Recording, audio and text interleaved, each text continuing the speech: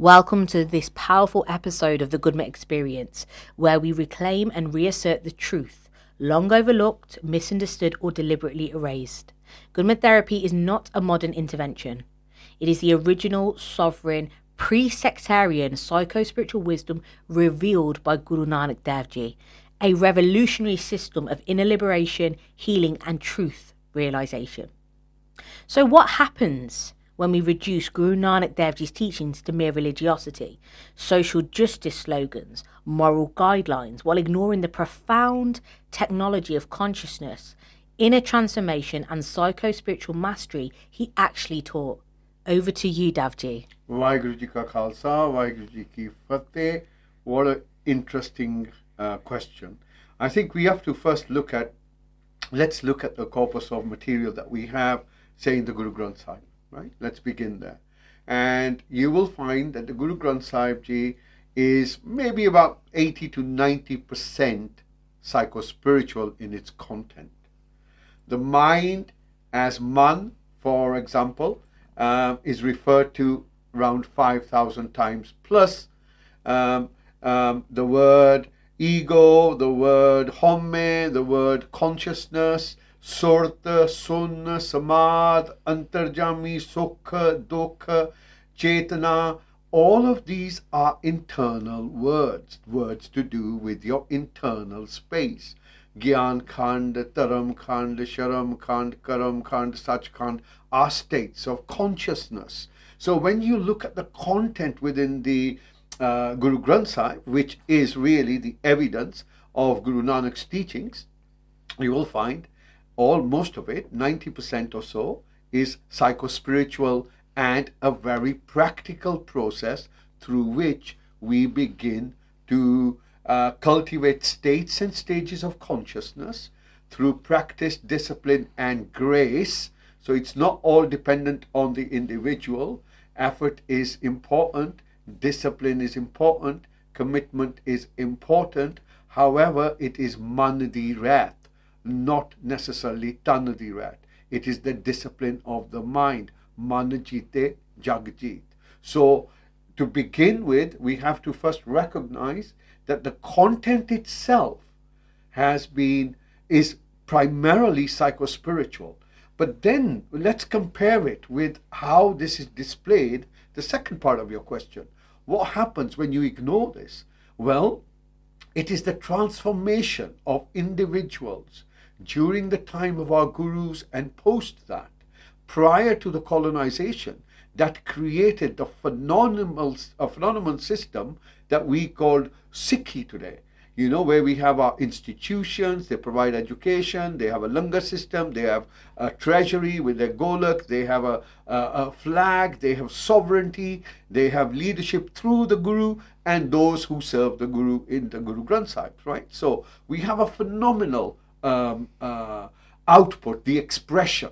But that expression was built upon the inner transformation, the actual inner science, the inner change of the gurus and their individuals who participated through their teachings in their own transformation, that they were able to demonstrate not just self-actualization, which is what the Sikh expression out there is, a self-actualized community, but also demonstrated self-realization for the individual. Aap pachane ek ho jane. You know, to know yourself is to know the one. To know yourself is to know hukam. To know hukam is to transcend the ego, haumai. So you begin to recognize it is the inner transformation that then becomes the outer expression. So when we have forgotten, we haven't forgotten, it has been systematically distorted and removed through our encounter with the colonial system. The Singh Sabha movement, Singh Sabha 1 in particular, fought very hard to preserve the identity of the Sikh Gurmat teachings. However, in the encounter within the Western world, in particular colonial systems, because it's a reductionist worldview, we've had to change the ontological worldview, meaning a consciousness-based worldview, to an egocentric materialist worldview, and that is what we are now in. We are now in a materialistic expression of what it means to be a Sikh, no longer in terms of human conscious evolution, which is what the nature of Gurmat is, the science of consciousness. Very interesting and very well put. So, when Guru Nanak Dev Ji rejected ritualism, religiosity, caste patriarchy, and blind obedience to dogma, wasn't that the deconstruction of inherited trauma and identity conditioning? Isn't that, in essence, Gurmat psychology and Gurmat therapy? Absolutely, because Guru Nanak provided us with a fundamental process, a clear, simple, fundamental process based on haumai, manjit, jagjit, know the mind, conquer the mind, transcend the ego, haumai, bujje, tandar, sujje. If you don't recognize your internal space, how can you transcend it? He provided something that's pan-human. It is as relevant to someone in the North Pole as it is in the Sahara Desert. Everyone has a mind, has an egoic sense, conditioned sense of self, and this mind has a direct impact on your physiology. So really, ultimate liberation is ultimate health, and ultimate health is based on liberating oneself from the egoic patterns. It is the egoic patterns that have now created so many distortions within the Sikh Panth itself that we have a whole range of different streams which have different ways of expressing religiosity, but very, very few actually go towards this internal transformation, direct experience, transcendence of identity, self-inquiry, self-realization, and liberation through awareness. Really, it's more about control through guilt, through fear. It is more about dogma and clergy, coded identities, trying to recreate a historic narrative which is imagined in the first place, but trying to recreate this. And this kind of clinging to the past is also distorting the way the actual wisdom should be presented in a world which now categorically doesn't need religiosity, but actually needs inner transformation. And inner transformation is directly linked to being self-sovereign, and self-sovereignty is directly linked to being self-realized and mysticism. So why is mysticism, or direct spiritual experience, direct lived experience, seen as threatening by some religious circles when Guru Nanak Dev Ji was one of the most radical mystics in recorded history? Because because it threatens the ego. It threatens the identity. You know, we like to identify ourselves nationally, or through a race, or through a caste, or through a profession. So you'll find, you know, those people who are embedded in religiosity and historical kind of narratives will have a particular response to inner transformation, because it challenges their very identity, their very the very foundation of their sense of I amness, my specialness. Because you see, religious identity gives you a specialness, and the specialness through your identity is really nothing more than reaffirming your egoic sense of self. It's really very interesting that what is lost when we sanitize Guru Nanak Dev Ji's revolution, into dogma, ritual, or culture, is actually this direct science of awakening, this direct science of consciousness, as you've called it, and embodied healing and truth realization, that actually that people becoming sovereign or self-aware, and in essence what you said, you know, not completely secure, trapped and in bondage with the egoic complex, are no longer reliant on external authority to access the divine. No, and you will find also that there is a response. I mean, I can only tell you from those individuals who have had the privilege to be part and parcel of Gurmat Therapy, or the teachings of Gurmat Therapy. Those individuals who are very much bound in their religiosity, in their religious egoic space, find it extremely challenging. Why? Because direct experience is a phenomena, it is mystical. It requires you to look at your own gandha within yourself. And what you will find is those who have not managed to do that, in order, will begin to project it out, because that's the nature of the egoic self. That once you see your own gandha, once you see your own pollution, once you see your own dysfunction, rather than dealing with it, what you try to do is become the defender of the faith, for example, or the defender of the identity, or the defender of the truth, right? Where in reality, the only truth is this moment, and the only nature of existence is consciousness, chetana, ek, oankar, which resides in this nirgun, sargun state. Wow.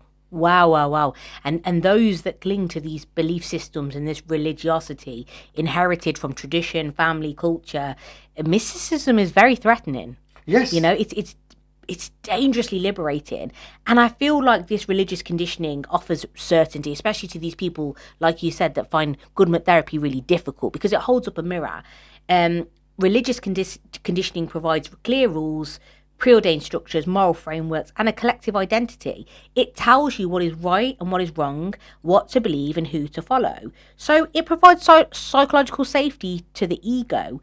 Whereas Gurmat therapy demands looking at your own dirt, looking at your own egoic complex, and letting go of the absolutes, and the risk of walking alone into mystery without a map. Yeah, absolutely. And it requires sovereignty. It requires sovereignty. Sovereignty doesn't come standing at the borders and shouting at each other. Sovereignty doesn't come by wearing uniforms or waving large swords. Sovereign comes from within. Manjite Jagjit. Always go back to Guru Nanak's teachings.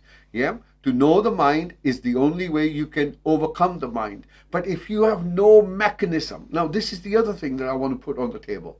You see, not were we just kind of pushed into a religious framework thanks to the colonial interaction with us, that we were then classified as a religion, which basically means that we have a belief system, it's all external, all that kind of Judeo-Christian stuff. However, they've also distorted the language. So you will find the language in the Guru Granth Sahib, particularly in the translations, and this is relevant for some of the modern individuals, or should I say the current generations, that you will find the word Gobind, Ram, Sahib, all of those translated as the word Lord, without any understanding or any appreciation that the Ik Oankar first begins with an ontological framework. That's what it is. And those people who are ignorant about their own mind are ignorant about the teachings of Guru Nanak. Those people who are ignorant about their own mind are really conditioned into certain systems. And what we don't realize is, just as you have grooming to do with different kinds of things, political grooming, sexual grooming, etc., you also have religious grooming.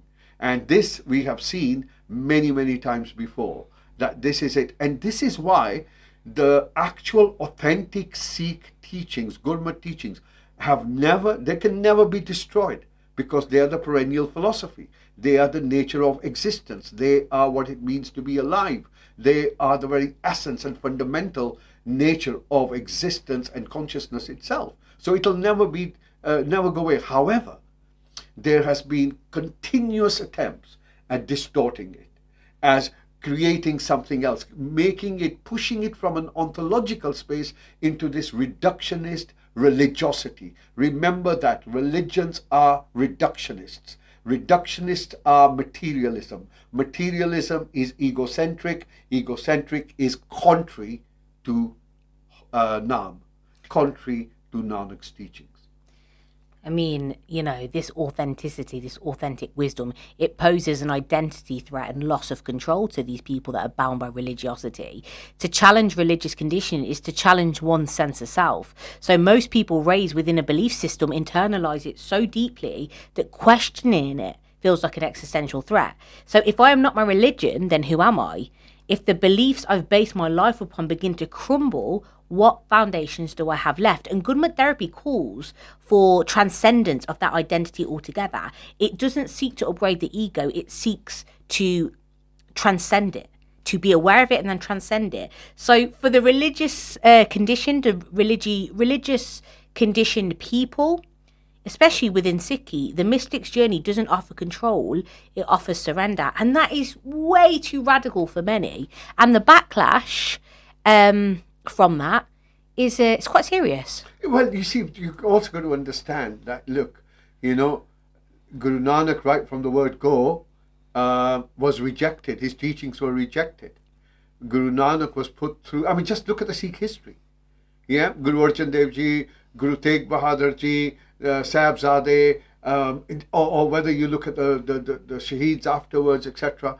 The mystical tradition, real mysticism, is a real challenge to religiosity because it is direct, it is subjective, it is direct experience or commune with the divine. And everyone has that right. Yeah, not the special ones. There's nothing special about it. And I think that's the other thing that we have to bring to the surface. Guru Nanak abolished gender inequality through Panda Jammiye, that particular Shabad. And again, we look at it even through the caste system. Guru Gobind Singh Ji eliminated that. Why? Because direct mystical experience is the human right of every individual through grace and through the teachings, through the actual teachings. Now, these teachings are simply, look, you can make all the effort. You can be given the teachings, you can make all the effort. Ultimately, it is all to do with your own discipline, your own commitment, and most importantly, grace. If existence enables you to be graced with that knowledge, insight, then so be it. That is your prashad. Wow. What you're saying here is that mysticism decentralizes power. And actually, you're right, all true mystics throughout history have challenged the dominant religious systems of their time, from Guru Nanak Dev Ji to Jesus, to Rumi, to Rabia. These mystics were often persecuted, exiled, and killed because mysticism decentralizes power. It says exactly what you've just said, Davji. The divine is accessible to everyone in the here and now without an intermediary. And people love an intermediary. It gives the ego security and control. But this threatens institutions that rely on hierarchy, control, and the enforcement of control. When someone accesses the sacred directly, they become ungovernable. They no longer need to perform rituals out of fear, obey rigid rules and belief systems, subscribe to collective beliefs. They live from an inner authority. And that inner authority is deeply disruptive to systems built on external control. And I feel that's the reason why some people probably don't like you. Yeah, absolutely. Which is why, there's been several attempts at my life. And this has been going on for the last 20, 25 years. Because it threatens I cannot invalidate my experience. You understand? I can't invalidate that. Nor can I invalidate all the teachers that I have had along the way, with Baba Puran Singh, Baba Arjan Singh, Baba Ranjit Singh, and many of the others. And remember, the lineage of our ancestry also is seeped in Shahidi, right? So there's this thing in the blood, this mystical space in the blood. And through the experience, I cannot reject that. And because I haven't been able to reject that, because it is my experience, when I first brought it to the attention of individuals, they found it extremely threatening and in fact banned me from a number of Sikh institutions because I thought, because this guy is a Buddhist. Why? Because I asked one question. In the Mool Mantra, where does it say the word God? I mean, where does it leave you today with this backlash and threats and kind of safety of your life? Where does it leave you today? Sonia, the truth of the matter is, you can't deny your experience, right? You can't deny your experience. I can fool myself and say no because it's, all these things are a threat to my life. But no, sovereignty means exercising your own self-determination. Yeah, your own self. I'm not bothered about the world. The world, people, as I said to you, have tried several times to take my life, simply because of what I do, these teachings. And these teachings, because they're not ritual based, they threaten the very structure of control and really blind leading the blind. Basically, that religion is a blindfold to experience because it's all based on belief. And beliefs are basically things that you don't know. You only believe in things that you don't know. For me, I don't believe in God because I know it to be what it is. It is this present moment, this state of awareness, the qualia of being in the moment of now is the expression of Nam itself.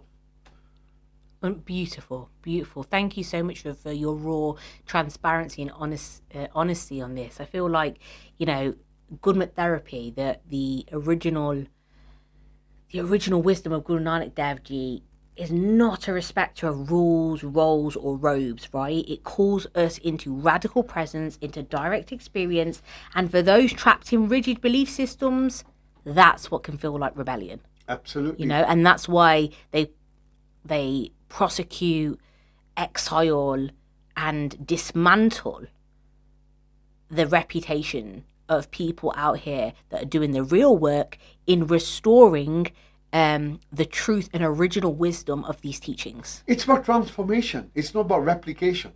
It's about transformation. We're not replicating individuals' behaviors. It's the inner transformation. Man jite jagjit. I cannot emphasize how important this is. The entire content of Guru Granth Sahib Ji, 90% is internal, psychological, psycho-spiritual. Plus, there is architecture to that. All of that has been distorted. So without direct experience, you ain't going to know. But you will also realize that most mystics in life, the actual qualification of a mystic is the world will turn against them. Why? Because the world is the water and the mystic is the oil, and the two just cannot mix. Yeah, Sansari and individuals who are in the mystical realm are totally opposed to the way they approach life. One approaches from a very self-centered space. The other one is in alignment with the unfolding nature of this moment without resistance of self-preservation. But what I will say is that, look, a mystic is very easy to label. And those individuals who have very, very little understanding of the actual mystical process or states and stages of consciousness really is like asking someone who's blind to describe what a rainbow is. It just ain't going to happen. So you've got to allow those with choti mat, with the closed minds, with the religiosity, condition, sense of control, space. You've got to give them the compassion that they deserve, which is that irrespective of all their hard work, they're so far away. It's true, and it's so interesting because there's no trying to damage religion. It's exposing it for what it is, and Gurmat Therapy and other systems alike are not trying to destroy religion, but to resurrect its original essence. Absolutely, the way I see it is, Gurmat Therapy is like the hand, and the expression of our lived life is the glove. So if we look at the way religion, Sikh religion, is being expressed out there, that's the glove. Yeah, that's the glove. But actually what the Guru is telling you, the Guru, look, the word Guru means a teacher. Okay? Now what does a teacher do? A teacher gives you instructions. And what do? You follow the instructions. So Gurbani also say, par gaddi ladhiye, that you keep reading these recitations. Yes, the frequencies have an impact on you, but you're not actually applying what it's telling you. Yeah, is man ko koi khojo pai.